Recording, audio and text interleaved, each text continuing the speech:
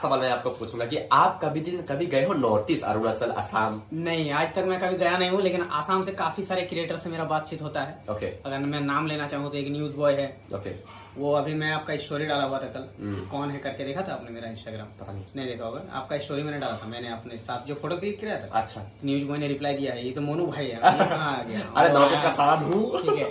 फिर विकास ओके, जो विकास राइडर है, ओके। डिम्पू बड़ुआ और न्यूज बॉय, विकास, डिम्पू और भी है, बी बॉयज है, बी बॉयज है, फिर रॉक लामा है, सबसे मेरा बात होता है। अच्छा चलो, अभी तो मोनू से भी हो गया और अब मोनू से भी कांटेक्ट हो गया। और सेकेंड मतलब हम दोनों का नाम मतलब कहीं ना कहीं से मिलता है। हाँ, मोनू मनोज। हाँ, मनोज बस। तो मुझे भी मतलब मोनू बोल सकता है बहुत कुछ। हाँ। मनोज को अगर शॉर्ट कर दे तो मोनू हो जाएगा। तो चलो यार, मुझे कहीं ना कहीं से लगता है कि मोनुज का नाम से जितने भी मतलब हाँ, लोग हैं, सभी लोग मतलब मन का सच्चाई होता है। कहीं ना कहीं से मुझे ये फील आता है, क्योंकि मैं मतलब अपने आप से मतलब मैं बहुत इससे फॉरवर्ड हूँ और मुझे इससे मतलब नफ्स